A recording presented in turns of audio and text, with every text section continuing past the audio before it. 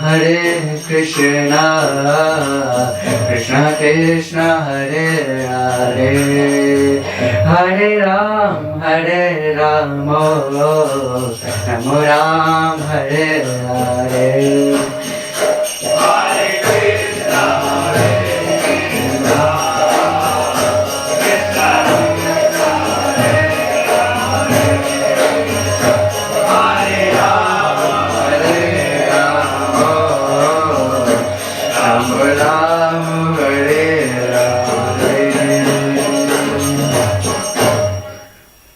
श्री राधा माधव की जय, श्री राधा गोपीनाथ भगवान की जय, जगन्नाथ बलदेव सुभद्रा महारानी की जय, श्री गौरताय की जय, सामवेद भक्तवृंद की जय, जगत गुरु श्री प्रभुपाद की जय।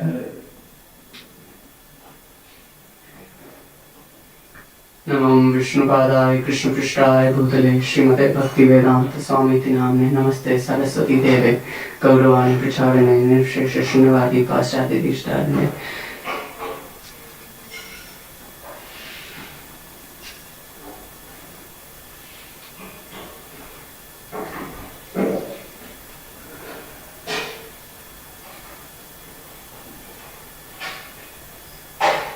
So we're reading from Srimad Bhagavatam, Canto 3, Chapter 32, and we'll be doing text 16 today. ये एव इह सक्ता मनसा कर्मसु श्रद्धयान्विता कुर्वन्ति अप्रतिषिद्धानि नित्यानि अपि च कृष्णान् सह. You can repeat after me. ये ते यह सक्तमानस कर्मसु श्रद्धयान्विता कुर्वन्ति अप्रसतिधिन्तानि नित्यानि अपि च कृष्णना सह. ये ते इह सक्तमानस कर्मसु श्रद्धयान्विता कुर्वन्ति अप्रतिषिद्धानि नित्यानि अपि च कृतस्नः. ये ते इह सक्तमानस कर्मसु श्रद्धयान्विता कुर्वन्ति अप्रतिषिद्धानि नित्यानि अपि च कृतस्नः. Ye, those who do but iha in this world, asakta, addicted, manasa, whose minds, karmasu, to fruitive activities, shraddhaya with faith, anvita, endowed, kurvanti, perform, aprati-siddhani, with attachment to the result, nityani, prescribed duties, api, certainly, cha, and kritasna, repeatedly. Persons who are addicted to this material world execute their prescribed duties very nicely, with great faith. They daily perform all such prescribed duties with attachment to the fruitive result. The purport. In this and the following 6 verses in Srimad Bhagavatam, the Srimad Bhagavatam criticizes persons who are too materially attached. It is enjoined in the Vedic scriptures that those who are attached to the enjoyment of material facilities have to sacrifice and undergo certain ritualistic performances. They have to observe certain rules and regulations in their daily lives and be elevated to the heavenly planets. It is stated in this verse that such persons cannot be liberated at any time. Those who worship demigods with the consciousness that each and every demigod is a separate god cannot be elevated to the spiritual world. What to speak of persons who are simply attached to the deities for the upliftment of their material condition. Om Ajnanatimirandhasya Jnananjana Shalakaya चक्षुरुन्मिलितं येन तस्मै श्रीगुरवे नमः।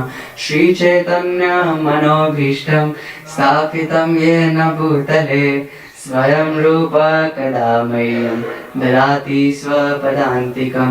वन्देऽहं श्रीगुरो श्रीयुतापदकमलं श्रीगुरों वैष्णवांश्च श्रीरूपं साग्रजातं सहगना रघुनाथान्वितं तं सजीवं साद्वैतं सावधूतं परिजनसहितं कृष्णचैतन्यदेवं श्रीराधा कृष्णपादां सहगणललिता श्रीविशाखान्वितंश्च। हे कृष्णा करुणा सिन्धो दीनबन्धो जगत्पते गोपेश गोपिकान्त राधाकान्त नमोस्तुते। तप्तकाञ्चन गौराङ्गी राधे वृन्दावनेश्वरी वृषभानुसुते देवी प्रणमामि हरिप्रिये। श्रीकृष्ण चैतन्य प्रभु नित्यानन्द श्री अद्वैत गदाधर श्रीवासदि गौरभक्तवृन्द। हरे कृष्णा कृष्णा कृष्णा हरे हरे हरे राम राम राम हरे हरे। परमानंद माधवम श्री चैतन्य ईश्वरम जगद्गुरु श्री प्रभुपाद की जय। So Kapil Muni is instructing Devavati Maya, and he's telling her about various ways in which she can approach God, and then he's talking about the condition of the materialistic people, the people with the materialistic mentality. We see even in our devotee community there are two different, and that we see in this society there are two people, two different type of people. One is the devotees and one are the non-devotees. One who are always thinking about how we can please Krishna's senses, and one are thinking about how we can please our own senses. And bhakti's definition is rishikena rishikeshasya sevanam bhakti ruchyate. To serve Krishna's senses. Krishna's one name of Krishna is Rishikesh, means the master of senses. So with our senses, even though they're limited, with our senses, when we are thinking about how we can please the Lord of the senses, Rishikesh, that is bhakti. And we see that in the parallel in this universe, that there are two different kind of people. One are the devotees who are thinking about pleasing Krishna's senses, and one who are thinking on how we can gratify our senses. I can't say satisfy, because if, for example, it's a very good example.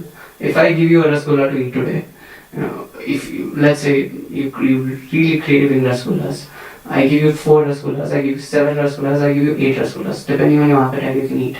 After eating 8 rasgullas, the first rasgulla which gave you the pleasure, the 8th rasgulla, the pleasure which that would give you wouldn't be the same.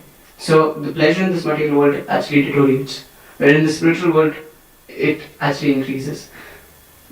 The Urdu Mula Adashaka, the material world is an exact perverted reflection of the spiritual world. Whatever increases in the spiritual world decreases in the spiritual world. What is night for the devotees is the day for the demons, and what is the day? What day is for the demons is the night for the devotees. A devotee won't enjoy in the nightclub.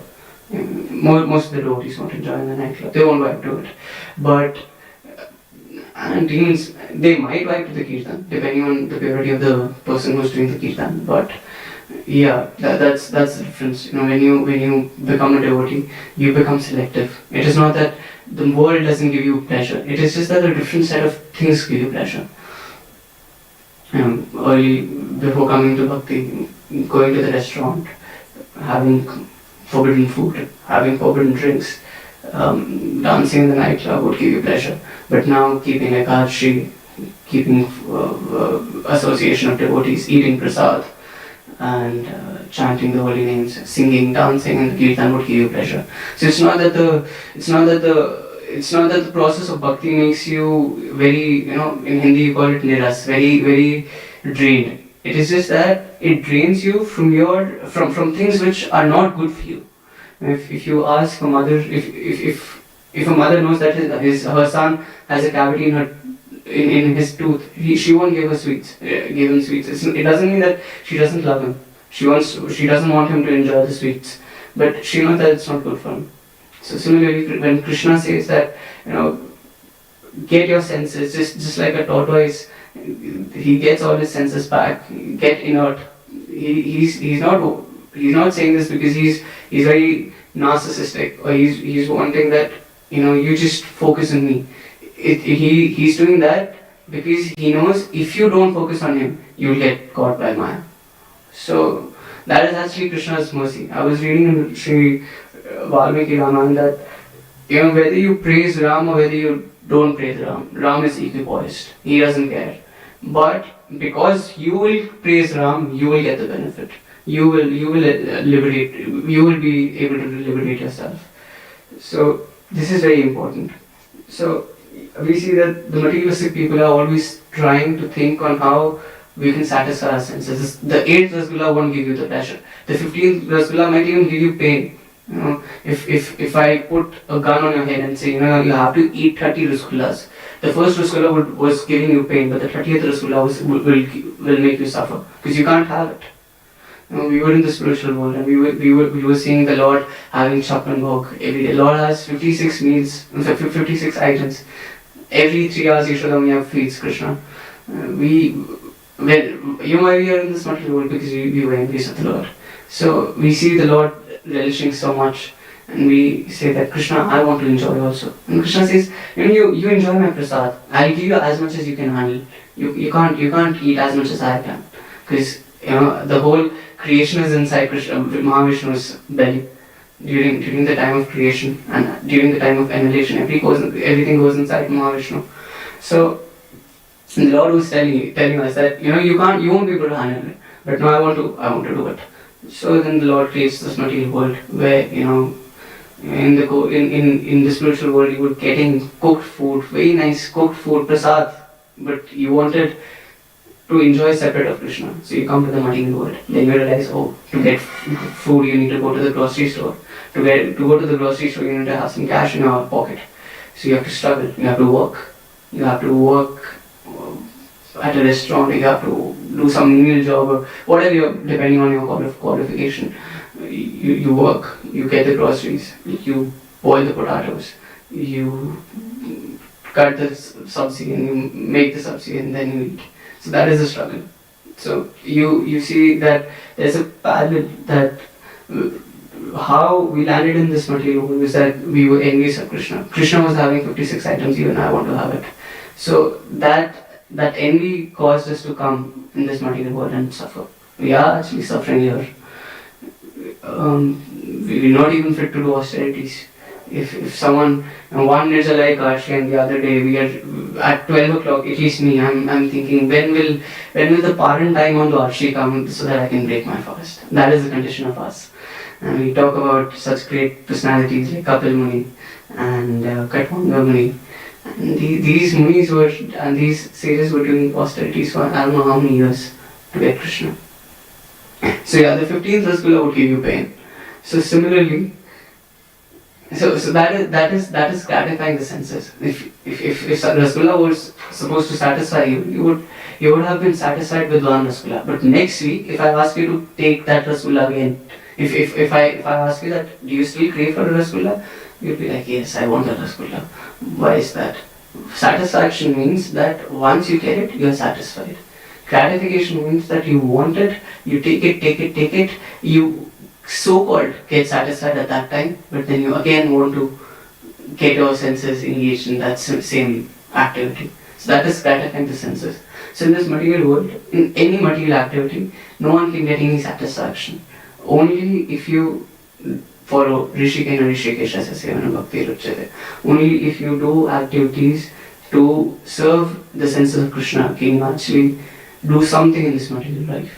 And it's just like how during COVID we all used to wear masks and we all we used to get sanitize. We used to sanitize our hands every 3-4 hours, because we realized that there's virus in the air. There's virus. Whoever I can contact, I can get the virus from. So you were always in this consciousness that I have to. If I have to live, I have to wear the mask. Even though there's some amount of discomfort, but that it is actually, if you want to survive, it is better to have some discomfort rather than dying. So you realize that. Similarly, even in the spiritual path, where you might feel that you're not able to enjoy in the kirtan, you're not able to relish that same mood or same mellows which the devotee who's leading the kirtan would do. But you have to realize that some amount of discomfort is better than actually getting caught and die getting caught by the clutches of Maya. So that is also a very important point, that because there is suffering, dukhalim shashvatam, but there's also this transcendental suffering. Not exactly suffering, it's not even suffering. If you're not able to enjoy kirtan, you don't suffer. But yes, if you go to the nightclub and you do forbidden stuff, as a repercussion later on, you will definitely suffer. So it's always better to surrender to Krishna, even if you don't feel like, you still have to surrender to Krishna. You don't have any other option, because Maya with 10 hands. I was listening to one Instagram reel where Prabhupada was saying that Maya has 10 hands, and if you see Durga's leading, she's having, with one hand she's holding Mahishasura and with one hand she's killing him. So she has other hands also. She has, so a demon like a hardcore materialist like Mahishasura, Durga is just using her 2 hands. So it won't be a very big struggle for her to actually catch us. So that is one point, that we should really know the urgency of surrendering to Krishna. And here Kapil Muni is telling the symptoms of what a person who is trying to satisfy his own senses is like. So even in the material, nowadays no one actually follows, but even in the material life, a person is supposed to do a lot of various kind of karma kanda activities, even if he doesn't want to surrender to Krishna. We often hear during the Pitru Paksh, you are supposed to offer Pindadan, and devotees get very confused whether we should do it, whether we shouldn't do it, whether we should do it. Mahaprabhu did it. But then we heard in the lectures that once you surrender to Krishna, automatically all your ancestors and your forefathers, all of them get liberated automatically, so you don't have to do it. So here, even the materialistic activities, you have to do a lot of karma kanda, sacrifices and everything, and depending on your desires. There is this payar in Chaitanya Charitamrita which says, Bhukti Mukti Siddhi Kami Kala Shanta Krishna Bhakta Nishkam Atheva Shanta. That a person who's striving for bhukti, one thing is, I want to enjoy this material world. Bhukti, which you want to enjoy the material world. You want to try to gratify your senses. One thing is mukti. Oh, I've seen the repercussions of enjoying the material world, so I don't want to enjoy in this material world. I don't want to suffer in this material world. But that is still something you want, not something which Krishna wants. So mukti is, I want to liberate myself. I don't want to enjoy myself in this material world. Siddhi, you want some, I can read your mind. I want some special powers. I can get something in my hand. Some yogis and Nagababas do that. You want that, Siddhi. But will you get Krishna by that? Will that Siddhi help you go beyond the ocean of birth and death? Will it be able to give you Krishna's love? Bhukti, Mukti, Siddhi, Kami. And Kami is enjoyer, or a person who's anchoring for all of this. Mukti, Siddhi, Kam, Sakala Shant. Everyone is suffering. No one is in peace. Krishna Bhakt, Nishkam, Atheva Shant. That Krishna Bhakta who is Nishkam, who does not desire for this. If he gets Siddhi, he doesn't mind. If he doesn't get Siddhi, he doesn't mind. If he's enjoying, he wants to enjoy but not independent of Krishna. He's happy in the material world as well as the spiritual world. He, Janak Maharaj was, this story comes in Ram Charitramanas that once Janak Maharaj was going, when he was going to the spiritual world, he was just going through the hellish planets. He was not supposed to suffer there, but he was just going through the hellish planets. And over there, he saw there are various people suffering because of their various, because of the reaction of their various sinful activities. So they were calling out to Janak Maharaj that Maharaj, you were the, you're a Mahajan. You were not just the king of the material world, but you also hold some position over here. And you're Sita Maya, the goddess of fortune's father. Please help us. So, being the natural symptom of devotee is kindness and being merciful. So he said, how can I liberate their suffering? So Yamaraj said that if you give your pious credits to them, then they can get transported to the spiritual world. But then you will have to suffer in the hellish condition. So he's like, I just want to remember my son-in-law Ram, and I just want to remember my daughter-in-law Sita. I'm happy wherever, in the material world or in the spiritual world. I give all my pious activities to them. Let they not suffer and they go to the higher planets. And he sat on the he got a chair and sat in the hell. Very, very ironic. He sat in the hell. And then Yamraj said, come, let's go. So he said, why go? Because I've already given my pious credit, now I don't have any pious credit. So I'm supposed to stay here, living through my rounds. So he said that right now what you did was even greater than the pious credits you had achieved by doing so many yajnas, the karmakandic activities. So being merciful, that is the symptom of devotee. Sometimes a person is so busy being a devotee that he forgets how to become a good human being. It's the person is there are histories of so-called smart Brahmins criticizing people based on their birth. Is that what Krishna taught you? That's not what the message of Bhagavad Gita is. So the act of kindness is even greater, because at the same time, this is a disclaimer, act of kindness doesn't mean that you follow the footsteps of Bharat Maharaj. He was also compassionate and kind towards the deer, but it was independent of Krishna. Anything you do, if it's independent of Krishna, that will get you entangled in the materialistic lifestyle, in karmic reaction.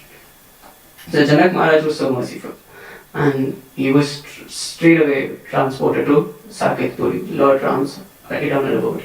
So, but yeah, I was coming back to this point that you don't have to you have to ensure and you have to check, keep a constant check that is your compassion in line with the Shastras, because you see, Dasharatha Maharaj was beyond was compassionate towards Kekai against the rules of Shastras. You're not supposed to be so compassionate that your wife asks anything, even if it's adhar, you do it. That was definitely the God's divine plan, but still, I'm just saying, because in that, even the author says that you have to understand when you have to draw the line.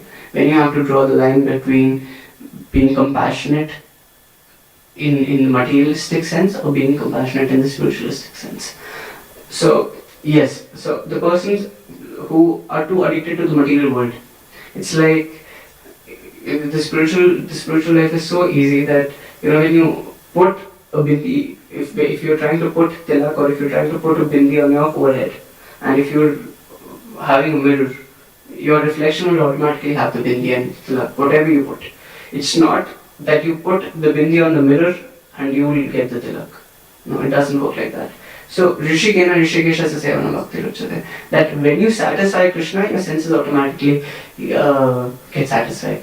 Yasya Tushte Jagat Tushtam. If he is satisfied, everyone is satisfied. But if he is not satisfied, if you're not trying, well, he is always satisfied. But if you are not trying to satisfy him, you will never be able to satisfy yourself. It's like you're trying to put the bindi on the mirror and not on yourself. Your original self, the soul, we're talking about. So, prescribed duties which very nicely and with great faith, they daily perform all such prescribed duties with attachment to the fruit of results. Even the demigods, there are three type of, often when situations come, like when Bali Maharaj comes and conquers over Amaravati and the heavenly planets, the devas are in a fix what to do. So there are three kind of mentalities even in the demigods. The one is that I wanted to enjoy, and Bali is being a hindrance to my enjoyment. This is not what I wanted. Well, if you're not serving Krishna, you can't. Even if you're serving Krishna in the material world, you can't expect uh, permanency. There will always be stagnancy. Your position in the material world will always be stagnant. Always be Jivana Kamala Dala Jala Jivana Talamala. It will always be Talamal. It will never be firm. So Brahma Bhuvna Loka. Don't think that only in this material world it is Talamal. Even in spiritual, even in the heavenly planets it is Talamal. That's why one name of Krishna is Achyuta. Krishna never falls down from his position. He is always permanent in his position. Even if he comes as the son of Nand Maharaj and Yashoda Maiya, and even if he's getting the padukas of Nand Maharaj on his head, he's still the Supreme Personality of Godhead. Even if he's crying over his wife being stolen, being kidnapped by Ravan, he's still the Supreme Lord. That is his Leela.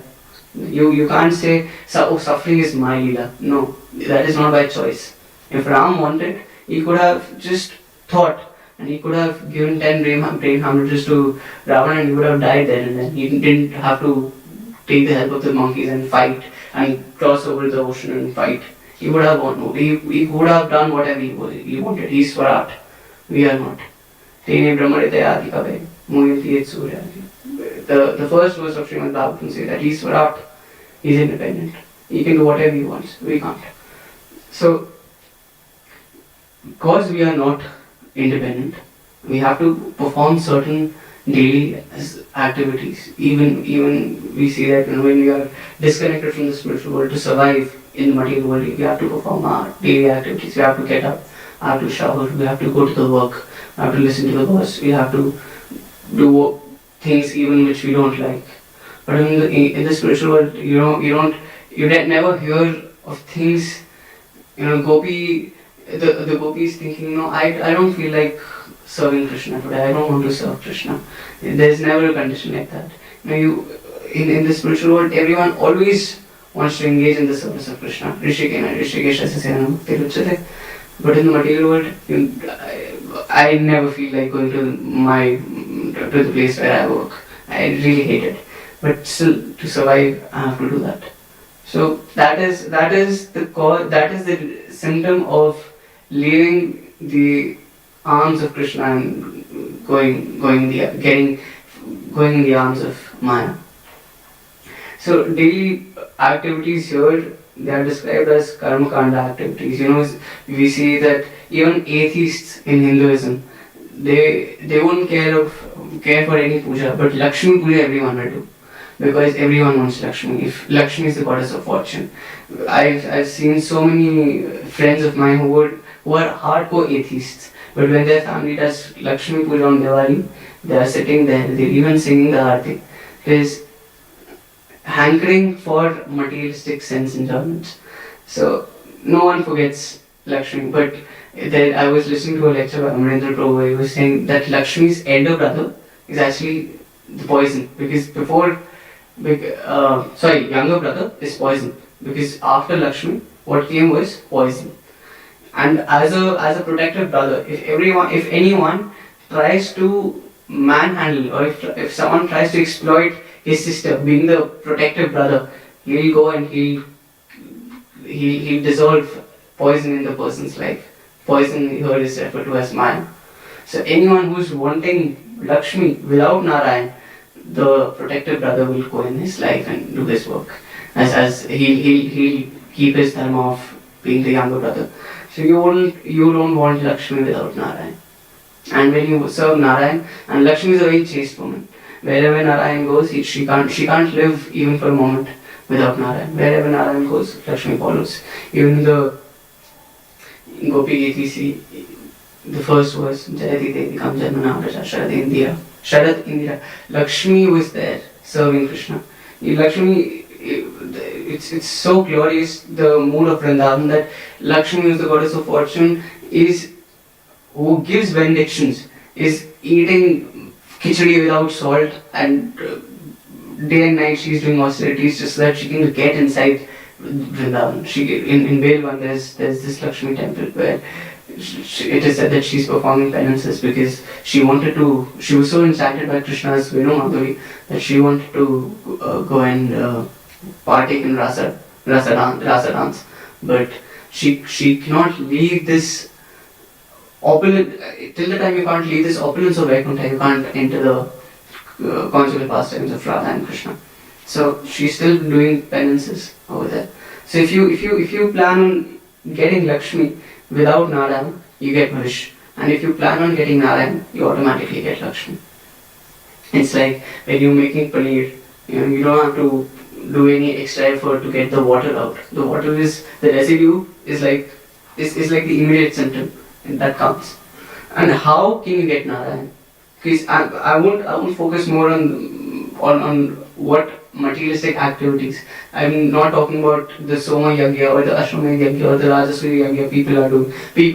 The kings used to do in their previous ages. That is all karma kanda if you are not doing it for Krishna. Even Yudhishthira Maharaj did Rajasuri Yagya, but he wasn't attached to the land, because we know that because at the end he told Krishna to go as a messenger and say that just forget about all the land, just give us 5 villages. Each brother can just live ruling a village. Or if he doesn't want that, we don't want any land. We are happy in this forest. The land is our bed and the sky is our roof. We are happy here.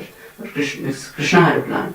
So because he wanted to give Bhagavad Gita's knowledge to everyone. So he said, no, I want the whole kingdom for you. So that happened. But I'm just saying that the devotee's consciousness is just like Janak Maharaj, just like Yudhishthira Maharaj. He is happy even in the heavenly planets, he is happy even in the hellish planets. He doesn't care. Because wherever he is, he has to do the same thing, which is to serve Krishna, which is to serve the senses of the master of the senses, with unlimited senses. Also we see that a lot of, even in modern day Hinduism, people, because they don't have the knowledge of the Supreme Personality of God, because they're not interested in reading Srimad Bhagavatam or Bhagavad Gita, they are just interested in getting the knowledge which is sourced from Instagram, or which is sourced from Mayavadis or any not reliable source. So they get their source from there, and because they don't want to surrender to Krishna, because when they read Bhagavad Gita, Krishna will say Sarvadharman Parityaja Mahamekam Sharanam. You will have to give up your activities and surrender to Krishna. You don't want to do that. So actually materialists are pretty happy not knowing about Bhagavad Gita. Ignorance is bliss. Not knowing about Srimad Bhagavatam. So the materialists usually think, okay, here, if you go to a typical Hindu house, you'll have all, it's like a big court of all the demigods. Indra would be there, Ramji would be there, even Radha Krishna's photo will also be there, Shivji's photo will be there, Ganeshji's photo will be there. And they worship everyone. During Ganesh Chaturthi there will be Ganesh Bhaktas, during Shivratri there will be Shiv Bhaktas, during Janmashtami there will be Kanhaiya Lal Ki, there will be Krishna Bhaktas. So they don't have, because they don't have the Shastric knowledge to know what's true and what's not true, they consider, the Prabhupada is saying, those who worship demigods with the consciousness that each and every demigod is a separate god cannot be elevated to the spiritual world. They cannot get that high, the higher taste. They cannot experience the higher meadows of Golok or of Vaikuntha, because they don't wish to serve Krishna. They just wish to do some karma kanda activities so that their materialistic welfare is not hindered. That is their mode. Whereas the devotee's mode is not like that. He is and even as devotees we never know that how Krishna and how and where Krishna can actually help us. This is a very nice story I was listening to. It's about once Krishna and Arjuna were just going for a stroll in the forest, and it was night, so rather than going back to the palace, they thought that they just spend the night in the forest. And they saw that there was one cottage where they used to, where an old woman with a with an old cow was residing. So Krishna said, let's take refuge with her. And that old woman was a very nice devotee of Krishna. And the whole night she served Arjuna and Krishna very nicely. Whatever she could do, she went. Krishna really likes when he sees his devotees going that extra mile for him. So she did everything beyond her capacity to serve Krishna and Arjuna. In the morning, Krishna and Arjuna went their way, and Arjuna, on the way, he was thinking that the Lord's Subhav, his tendency is to give benedictions, to reciprocate with his devotees' love. But I didn't see any specific reciprocation with that old woman. So he thought, why to think? I'll just ask Krishna. So he asked Krishna that, Krishna, I have a question. Why did you give anything to that old woman? She served you so nicely. So Krishna said, who told you I didn't give anything? I gave her something. So Arjuna said, oh, what did you give? Did you convert her cottage into a palace just like you did with Sudama? Or did you give her eternal liberation? What did you do? So Krishna said, I benedicted her that the cow which she is having at her house will die in another 3 days. So Arjuna was banging his head. He was like, this is Shrap or this is Vardhan? This is like you cursed that woman, because that woman's only means of livelihood was that cow. She would get some milk from that cow and she would sell it, because it was an old cow. It doesn't even give milk now. So how will she survive? You should have given something better to her. So Krishna said that you don't know what happens in the material world. The next 3 days, she was actually about to die within the next 3 days, and she was 90% surrendered to Krishna but 10% attached to that cow. So that her attachment towards that cow is not there, and during her last moment, she does not get entangled in the consciousness of that cow, in remembrance of that cow, just like Bharat Maharaj.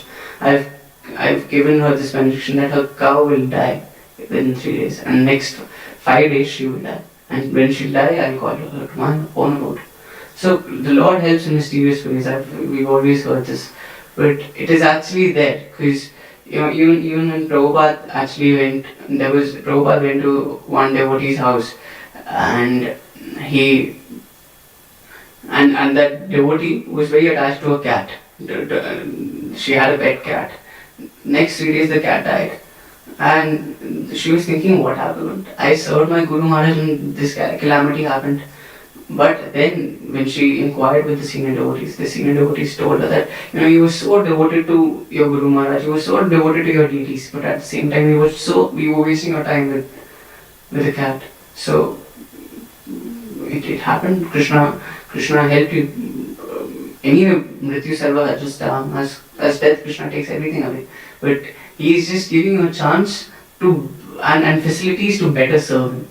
I was talking about the devotee mentality and the non-devotee mentality. Non-devotees think that we are crazy and we think that they are crazy. But actually we are right and they are wrong. Because even if you see in the material world, you are trying to gratify your senses. Have you ever achieved that level of satisfaction that now I'm tripped, now I don't want anything anymore? Every Saturday you have that urge to go to that club. It's not that, okay, now I'm satisfied. I'm satisfied of dancing, I'm satisfied of going to the nightclub. Every Saturday you have that urge. And the non-devotees think that we are brainwashed. That it's the years of brainwashing that ISKCON does, and you are not able to you're not living your life. My cousin recently got into bhakti. From 0 rounds he straight away started chanting 16 rounds, and my aunt was going crazy. She was like, my son has lost all inclinations towards his material life. He's going to his friend's birthday, just standing there and coming back. He's not enjoying. Every Sunday where he used to go out with his friends, every Sunday I ask him where he's going. He says, I'm going to the temple. And she just couldn't make peace with it, and she was talking like this, and she was saying that you have really brainwashed my son. And I said that it's actually good what he's doing. I love you. You are mine. I am mine. I am yours. You are mine. Both of us go to hell, and that is fine. If he's dancing on that music, you are happy. But Hare Krishna Mahamantra, if he's dancing on, you are not happy. Are you actually worried about what makes him happy, or are you actually worried about what the material, what the people around him want him to be happy in? He's happy. He's happy going in the kirtan and dancing. He's happy singing Hare Krishna melody rather than singing garbage music, which most of the people in the material world listen to. So yeah, just because he's not partaking in non-veg doesn't mean he's not eating anything. He's eating. If a karmi comes here and if he sees what these brahmacharis eat, it is like Chapan Bhog and Raj Bhog of Krishna, cooked in pure ghee, and that karmi would just survive on sandwiches. So there's a difference. Even in the spiritual world, it's not like it's very great austerity. It's you guys are actually living a very comfortable life. This is Gopinath's house, your dad's house. It's such a beautiful house. In Sydney, the housing is such a big issue. I used to, my previous accommodation was, as the room was not more than this area. Look at Gopinath's room. And the new temple will have have a bigger room for Gopinath. So you are pretty comfortable in your dad's shelter. Everyone is everyone feels sheltered when he's in the shelter of his father. You are pretty sheltered. You are pretty comfortable in your sheltered lifestyle of being a devotee. It's not that you are suffering. It's not that you're like Sanatan Goswami. You're not sleeping for more than a day under a tree because you want to get attached. You don't want to get attached to that tree. And that's almost all because of the mercy of Srila Prabhupada that we all of us have got such amazing facilities to practice bhakti and not become a materialistic person, which Kapil Dev is talking about. Persons who are too addicted to the material world execute their prescribed duties very nicely and with great faith. I've seen people being they are so pakka about this. They're so, you call that imandar in Urdu. It means that they are so honest about their duties in the material world. But that will just stay here. When you are going to when you die, all that tag that, oh, this was such an honest worker, will not go with you beyond your death. It will all stay here. I'm not saying that you should be dishonest. You should be honest. But again, in line with scriptural injunction and in line with Krishna consciousness. Yudhishthira Maharaj, we heard the story that Pandavas actually had to go to hell, even though they were devotees. They didn't have to go to the hellish planets. They just had to go through the hellish planets and not go to the hellish planets. So Yudhishthira Maharaj said that, why do I even have to see the hellish planets? So Dharmaraj said that, at one point in time, if you remember during the Mahabharata war, Krishna asked you to lie. So are you guys familiar with this story? So it so happened that Dronacharya was a very powerful warrior. He was the spiritual master of Pandavas and Kauravas. So he asked them. So he was not like, it was very hard to defeat him. So Krishna thought that, if by physical pain, I don't know, if by physical torture, I don't think you guys will actually be able to kill him. Try meddling with his mental health. What you guys should do is, you go and tell Dronacharya that your son Ashwathama is killed. When he hears that his only son is killed, he will lose the interest to fight and he'll anyway die. He'll lose the interest to actually fight. So then you guys can kill him. So among the 5 Pandavas, Yudhishthira Maharaj was known to be the Dharmaraj and the honest person. So if Yudhishthira Maharaj tells him, he will definitely believe that. Because Yudhishthira Maharaj was so pure in his intentions and so honest that even when he used to walk, his rath or his feet would go through, he would walk 2 inches above the earth. His rath would run 2 inches above the earth. So he was that honest.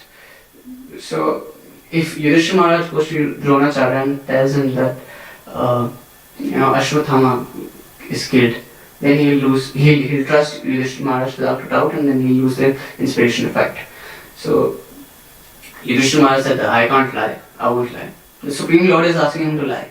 So Krishna said, okay, what we'll do is we'll we'll have an elephant and we'll name him Ashwathama and we'll kill him. So you go to Dronacharya and say that Ashwathama is killed. Ashwathama, I heard the story in Hindi, so it said Ashwathama mara gaya, nar nahi kunjar, which means that Ashwathama is killed, not the human, the elephant. So, but say Ashwathama is killed loudly and say not the human, the elephant in your mind, or say it very slow, like very in low decibel. So he went and did this thing, but because of his tendency of being honest, he couldn't say it with the low decibel. Even then, Krishna had to blow his corn so that Dronacharya does not listen to the other half of the truth. So in that situation, when the Supreme Lord asked him to lie, he was hesitant about it. And that's why, as a reaction to that, he had to go through the hellish planets and see the suffering the souls are doing. So we are not, as devotees, we should be very, pakka in our values. But we are not very value-based. We are more Krishna-based. If Krishna asks us to lie, we will lie. If Krishna asks Arjun to kill, we will kill. We're not like jihadis. We won't do that. Because Krishna doesn't ask us to do that. But we are ready to surrender and we are ready to dance according to the will of the Lord. That is surrender. That is sarvadharman parityajya. That is taking shelter of Krishna. Mam ekam sharana. Only one shelter, which is the lotus feet of Sri Krishna. So this is a very important point.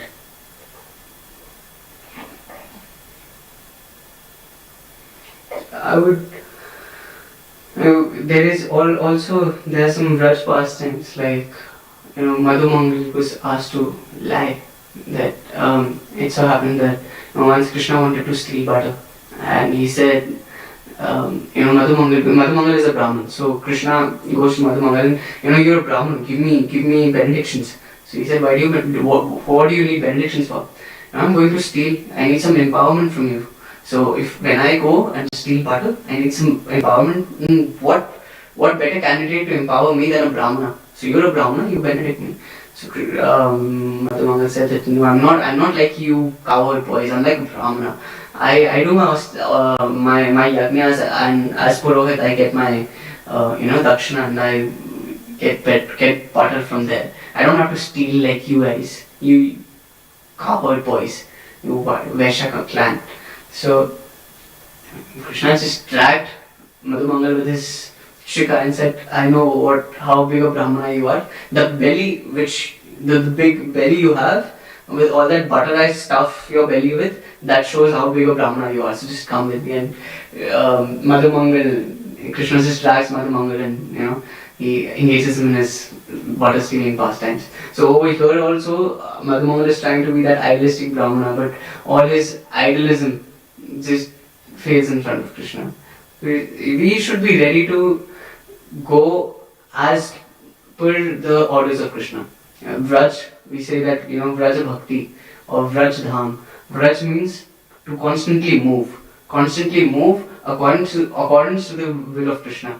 If Krishna says, no, don't worship Indra, worship Govardhan, they're ready to worship a hill. If today, I tell you, can you worship that bottle in front of you? Why are you worshipping Krishna? Worship that bottle. You won't listen to that.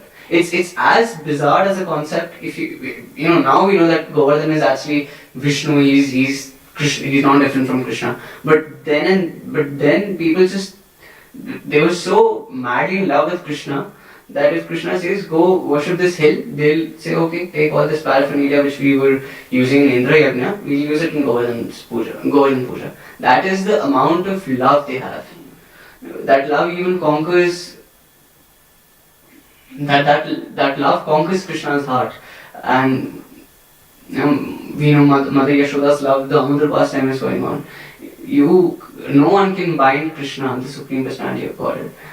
But Yashoda Maiya was like, you will be God in your home. You are my son right now, and I have to punish you.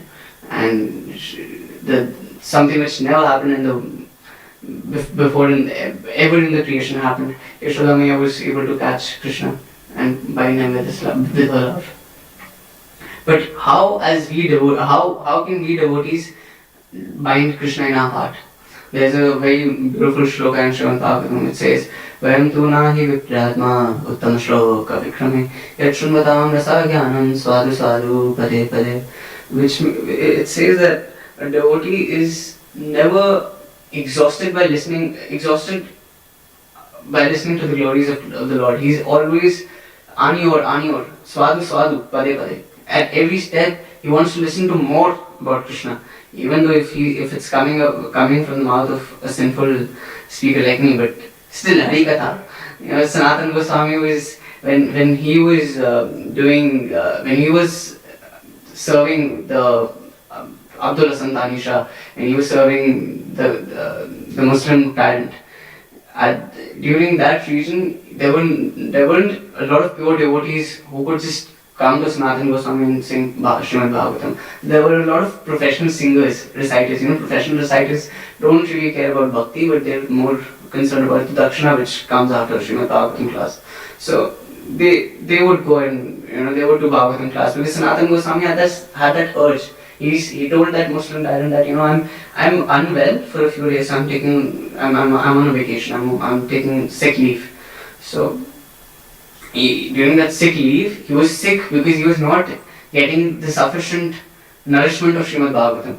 So a lot of professional reciters of Srimad Bhagavatam would come to his court and sing Bhagavatam. And Sanatana Goswami was like, anyone, but just do Bhagavatam Katha. I just want to get attached to Srimad Bhagavatam. So Swadu Swadu Pade Pade, devotees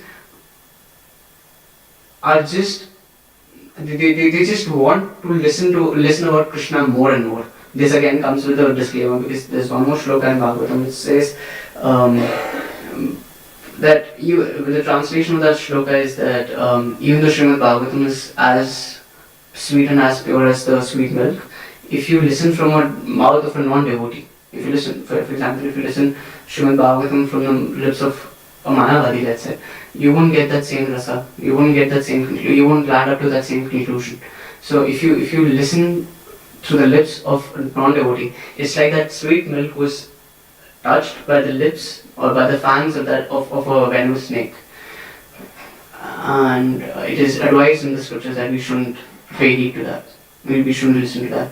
Because Mayavad Bhasha Shunile Vaidya Sarvanash. We should take care of that also. That whoever we are listening Srimad Bhagavatam from, we should have that hunger and hankering for listening to Srimad Bhagavatam. But this comes with a disclaimer that we should also take care that when we are listening to Srimad Bhagavatam, it is coming from the lips of a devotee. And the shloka is that the other very important factor is we are always supposed to glorify the glories of the Lord. Pravishta karna randrina swanam bhavasrupam donati shamlam Krishna shari yasya yathashrat. That the Lord, the Navda Bhakti, 9 limbs of Bhakti, the very important, the other day I was thinking, if Krishna was to take one of my senses, what sense I would be okay if Krishna takes away? Like maybe the ears. I was like, no, I won't be able to listen to Srimad Bhagavatam. And Krishna says, Pravishta karna randrina, that only someone is able to give the ears to Krishna. Krishna comes in our heart through our ears. Pravishta karna randrina swana bhavasroru. Through the ear hole Krishna enters. If there is something very crooked and if you have to put it inside a plastic bottle, it won't fit, it won't go easily. But once it's gone, it won't come out very easily. So Krishna is just like, the three-fold bending form, he's very crooked. So it's very difficult to get him inside our heart, capture him inside our heart. But once he's inside the heart, it's even more difficult to get him out. So Pravishta Karna Randrena, through the ear holes, tiny year olds, Krishna enters. Shivan Bhagavatam enters. Karnadandrina Swana Bhava Suroram. And the mellows rise. Dhunoti. And what does Krishna do when he is inside the heart? He takes the broom of knowledge and cleans the heart. So Dhunoti, he cleans the heart. Shamlam Krishna Shalilya Sithashrat. So what distinguishes us from the non-devotees is our attachment towards Srimad Bhagavatam, our attachment towards Harinam, and our attachment towards the willingness to serve the senses of the Lord. And that is what Kapil Muni is really stressing here, is that what devotees are and what non-devotees are. We need to have that sense of discrimination. That when we are doing activities which are in Krishna consciousness and when we are doing activities which are not in Krishna consciousness. Sometimes we take the, on the name Namno Balina Prad, we in the name of doing bhakti, we are actually trying to satisfy our senses. We also have to be careful that we don't indulge into that, because that is sheer materialistic enjoyment. That is not serving Krishna. You are when serving Krishna means you are ready to get out of your discomfort. You are ready to you're ready to get out of your comfort zone, and you want to take that discomfort. Kartik month is there. A lot of devotees are following Chaturmas Vrat. A lot of devotees are doing special Vrat in Kartik. You are purposely putting yourself in that position of discomfort, so that one day you are eternally comfortable with Krishna. You are eternally in your comfort zone with Krishna, where he is with his cowherd boys, where he is with the people whom he loves. If you are envious people cannot actually get a position in Golok. Imagine an envious person in Golok. He's being asked to wash the clothes of Krishna, and he says, why am I supposed to wash the clothes of this cowherd boy? That is just, you're not in that mood of serving Krishna. What you do here is the same thing what you do over there. So if you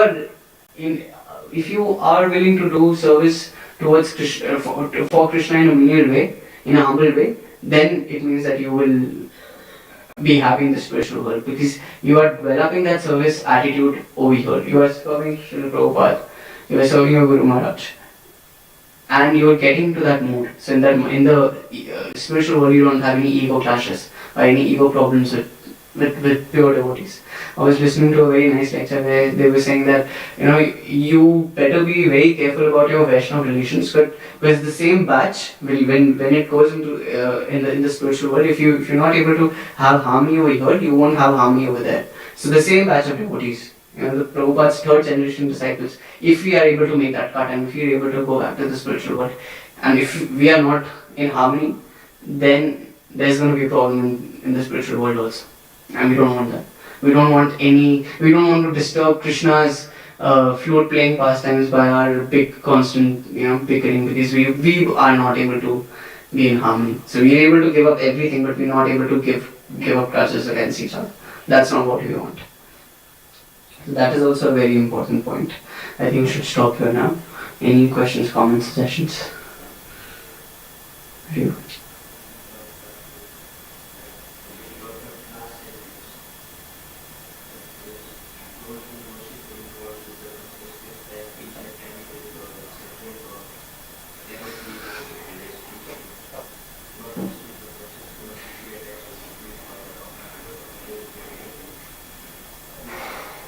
What?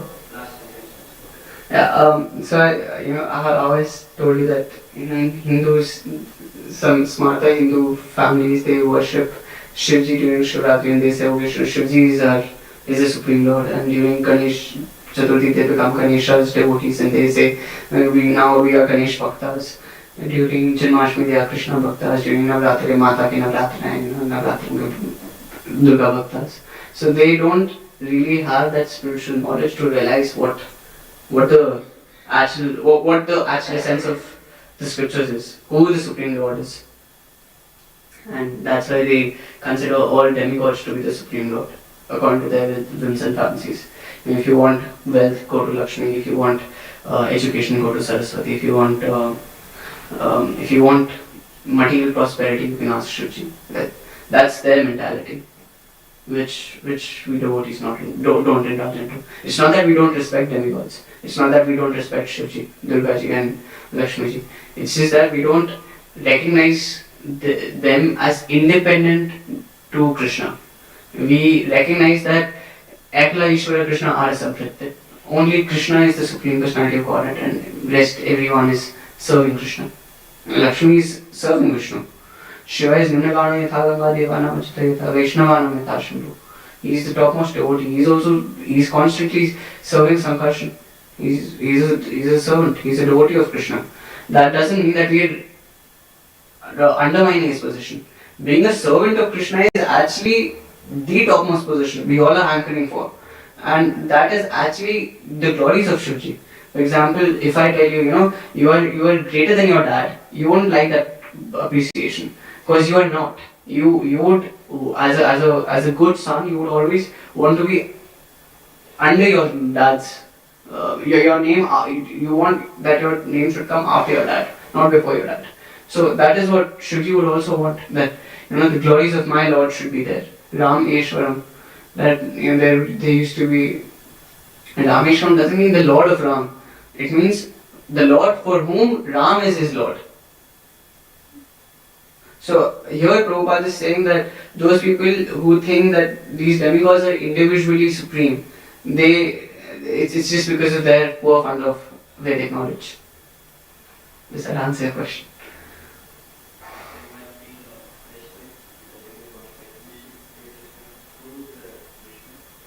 Yes, we should worship these Devi Devtas, but we should recognize that they all are assisting in Krishna's plan. They all are serving Krishna. Mama Maya Durateja. My Maya is difficult. So Devi Mahamaya, what is she doing? She is acting on the orders of Krishna. So when we go and worship Devi Durga Maya, we should recognize that she is actually Krishna's Sandhini Shakti. She is Krishna's existence potency. So Bhadra, on the altar you are worshipping Durga. So Bhadra is who? Krishna's sister. Durga is Krishna's sister Mahamaya. So although she is Yogamaya.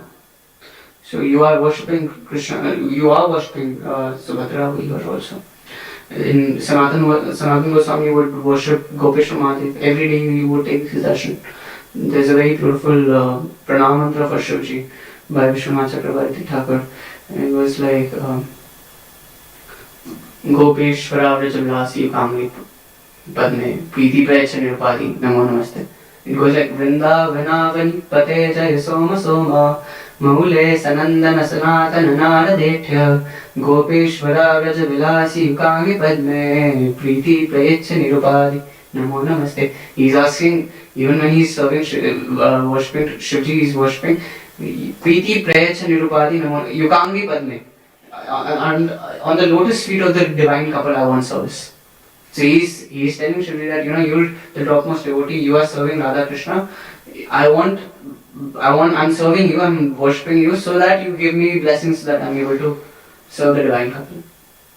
So whenever we go to any god, any Devi Devta temple, we are supposed to worship them, but in accordance to what our acharyas have told us. This is a practical tip, that try memorizing Brahma Samhita, because when we are supposed to offer pranams, it is always nice to offer pranams in our parampara.